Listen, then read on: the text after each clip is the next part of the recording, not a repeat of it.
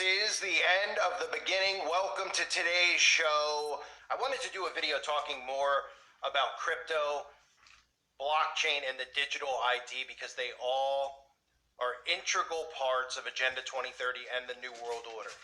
The World Economic Forum, of course, we know, are really the people who are, well, mainly behind this. I mean, you could obviously count other things like the Vatican, you can count other things like the bagels, but the World Economic Forum are openly telling you what is coming. They're openly telling you and preparing you for it. Now, they have an article up from January 2nd as we approach, again, the next meeting at the World Economic Forum, which I'll be covering on this channel because there's going to be a lot to cover from that meeting. I mean, they're going to talk about all of it. They're going to talk about the climate. They're going to talk about all these agendas that they have to push. So they have an article up that's called, "This is what the future holds for cryptocurrencies." Now, again, I've talked about cryptocurrencies, the deception of cryptocurrencies, how they have desensitized people and got them used to this currency. This will be a controlled currency, and it will all have to do with blockchain, and it will all have to do with your digital identity. Now, the thing that just occurred a few years ago, you might remember they talked about passports. They talked about how, we need passports so that we can have all of this stuff managed and tracked. Everything. And I'm going to show you a video now so that you can have a better understanding of it. But don't forget that the world leaders met last year, late in the year. I covered it on one of my channels. And they signed a treaty for the most part. Not a bill, a treaty with the leaders of all these countries to move forward with a digital passport and a digital ID. And this article from the World Economic Forum talks about cryptography and blockchains, and how they will continue to be integral parts of the modern economic toolkit. And then, of course, the next sentence, which is just hilarious, if you have a sense of humor, because these people are so sick, they say it'll be an integral part of the modern economic toolkit, despite the great harm these tools may have caused when wielded by the wrong people. I think that these would be the wrong people to wield that type of power, but of course, they want you to think, and that's part of everything that happened with FTX, that individuals trying to manage this on their own without the government being involved, it's dangerous, people go bankrupt, it's unregulated.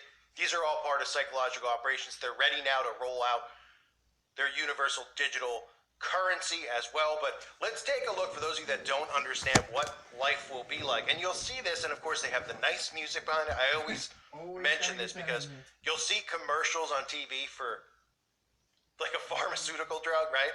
And it'll just be like an old couple or a couple at the park with their kids, balloons in the air, and they'll read like 70,000 side effects. I used to have a video on it, and they removed it because they said it was harmful. I had a video on it where I just was saying what you would think would be going on. Meanwhile, then I played it with after the fact with all the stuff of them saying the side effects. Well, that is how psychological operations work, in a sense. They put this nice music behind it. They tell you how it's going to benefit you, how you won't be hacked, how your digital identity is you. You're a doctor, your digital identity is you. You don't have to worry about these boogeymen cyber attacks going on. And remember, they'll be creating more and more of those apps. So take a look at the digital ID. And of course, this ties into blockchain, and this ties in to being in you.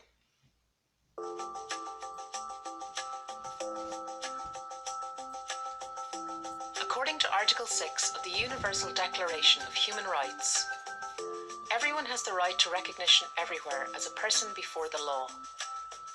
However, 1.2 billion people in the world live without documented proof of their existence. Good. That means they're excluded from modern society and the everyday activities that we take for granted. ID 2020 believes that the future can be different. This public-private partnership is dedicated to solving the challenges related to identity in today's world. To do this, we need to understand what truly defines our identity and how we prove it. I like that idea. We need to appreciate the human at the heart of the challenge. Taxes. Using innovative technology, we can discover how that identity can be established, trusted, and strengthened over time. Carry around your papers and all that. Or not papers, but I am Sarah. I am a mother. License. I am a doctor. You're I am a soccer fan. Make my decision. I am Fabiola. Thank you for that. I am a student. I'm sorry to hear that. I am a princess. That's nice. I am Zhao. Did Disney teach you I that? am a scientist. I'm sorry to I hear am that. a teacher. I'm sorry. I'm really sorry to hear that one too. I Hopefully you use your powers for good there, Spider-Man. Can you show me some identification? no, my house was completely destroyed. I just ran. Is it weather modification? You will need some ID to cross the border. I got nothing on me. What can I do? Of course. I'm a father. I'm trying to find my family. Please, I'm scared. Whatever's on the Hi, other side of the how border can I ain't help good you? either. My child needs to be vaccinated. Okay, can I get your name You I sicken am me, Nia. and your date of birth? and blood I will don't be on know your my hands. date of birth. I don't have a birth certificate. Don't you have any form of I ID? really feel like I'm sorry, Nia, these are we need things that something people that have to proves who answer you for. are and where you were born. Can you please help When me? their time I'm here on comes, holidays, but I've lost my passport they're and gonna have to my answer flight for leaves tomorrow. poisoning their own children. That will take some time to process. But I need to get back. Family emergency. What can I do? Can I get your name? Can you show me some identification? Don't you have any form of ID? Please help me. What if your identity was always in your hands? An identity How you can about trust, pass? that others can trust. I don't What care if what this others digital can identity trust. was always at your fingertips? And Remember people when could we used to verify mind your our own identity in a business few simple and it wasn't steps. everybody else's business? What if you were in about control of everything your about us? data and how it's shared with I miss those others? days.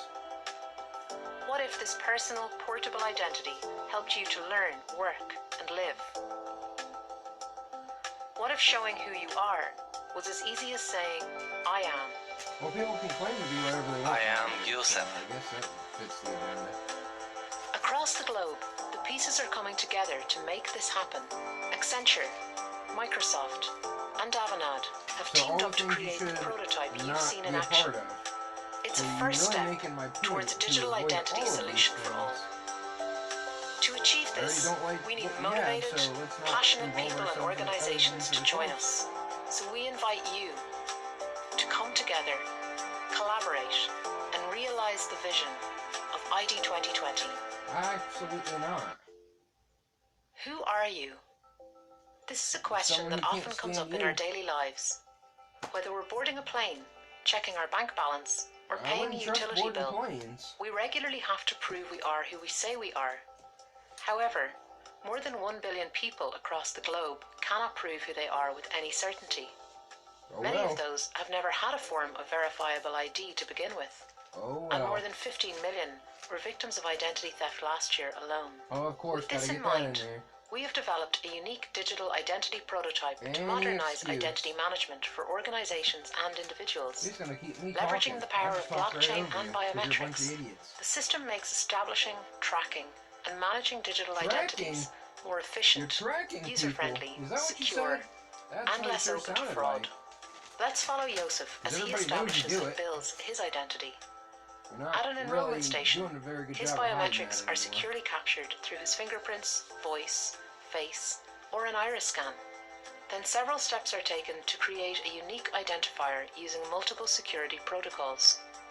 This identifier is then recorded on the blockchain, which acts as an index with links to all It's applicable literally like the data. mark of the beast. This makes it easy to locate, access, and share information without Yosef's personal data being stored on the blockchain.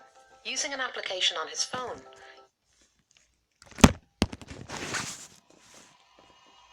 Unshackle yourselves from your forlorn. Shut Yosef up. creates a personal demon. profile that's multi-factored and authentication secured. The app allows Yosef I'm to gonna speed generate his this up own a set of slight public bit so and it gets under private keys, 15 which he minutes. can use to sign the data he sends to others. That way, third parties can be absolutely certain the information is his. Yosef shares the public key using a QR code. When he scans his QR code at the enrollment station, an official attestation is added to his profile and signed by a private key. This is the beginning of QR Yosef's code, living identity. mark of the beast An type identity that crap. he will build with each stamp he collects from his university, his employer, or from government and non-government agencies. The major benefit of this identity system is that Yosef is always in control of his own personal data. He determines which information is shared, who sees it, and for how long. Instead of multiple paper documents, he can use a single, easy-to-manage app. The system makes life easier for organizations too. It's interoperable with other databases, so existing identity data stays put. Efficiency for background checks is greatly improved, as an organization can choose to trust existing attestations instead of repeating the process. For additional security, there's also the option of checking data at source if the user grants permission. The system is also flexible. While this prototype has been created for a mobile device, the technology can work with or without connected devices. This prototype is the basis for our work with ID 2020, a public-private partnership committed to providing a digital identity to 1.2 billion individuals living without a way to prove their existence. We believe it's the first step towards a digital identity that makes answering the question, who are you? As simple as I've saying, said my piece on that so far. So for those of you that don't really understand, I've covered this in the past, and I've talked about crypto biometrics. And crypto biometrics, some of the things that they talk about, especially with cryptography, is a method of protecting, this is the definition, of protecting information and communications through the use of codes. Okay, so the cryptography mixing with the blockchain, right? The use of codes. You know what they're talking about? You might be thinking they're talking about, hey, there's some code on the back end of a website that I don't know anything about. Are you a coder? No, they're talking about your genetic code.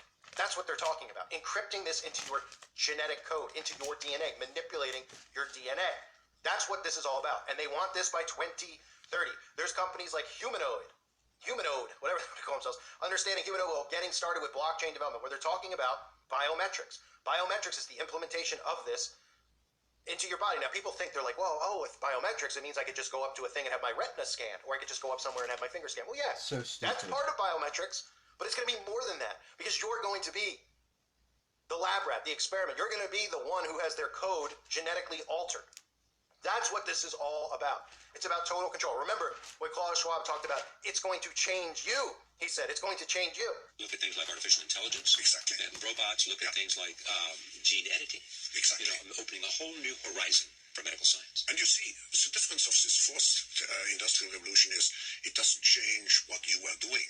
It changes you. If you take a genetic editing, just as an example, it's you who are changed. And of course, this has a big impact on your identity. Yeah. And offers certain kinds of possibilities that have to be careful. Why would you be that close to such an evil person? When you begin to do that kind of gene editing, unless you were part of something. What it means to be human. That's the problem. Of course, I couldn't do it. Industrial revolution offers us many opportunities. That's a miracle right there. But it raises manifold questions on the ethical, but even legal implications, and we have to be prepared for it. This is what they're talking about. They're talking about altering humans' DNA. And there's a lot of things that tie into it with blockchain, with your digital ID, and this is about full control.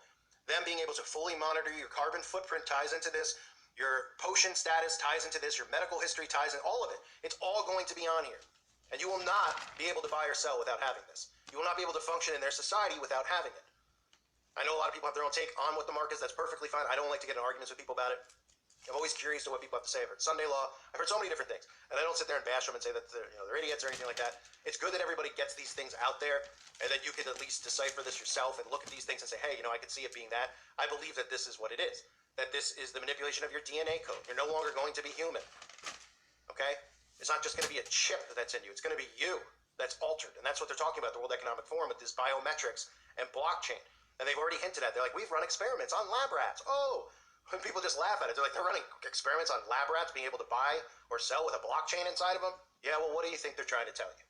You're the next lab rat. You're the next experiment. So, for those of you that don't understand how this all works, we're going to hear a huge push.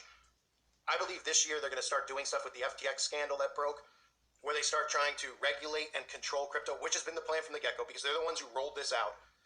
They're the ones who jumped the stock market on it, put it through the roof to make young people millionaires and all that stuff, and now all those people are losing their money in it. It was all done by design. It was to get people to understand how blockchain works, to understand how crypto works. A lot of older people don't really understand, but it was to get the younger people on board, because that's the ones they're focusing on, the ones that they believe will take this type of technology into their body and alternate themselves to have this technology, to function in this society. They know that people who are like 70 and 80 years old are just going to be like, what? And not do this. So they've prepared the youth out there for this type of tech. And now all they need to do is come out and tell you how it's going to be regulated through the Federal Reserve, or they might even just have Bitcoin be the coin. I don't know. But we'll see how this all plays out. The World Economic Forum, of course, is going to be covering this in great detail when they meet in Davos again very shortly. And I'll be covering that as well.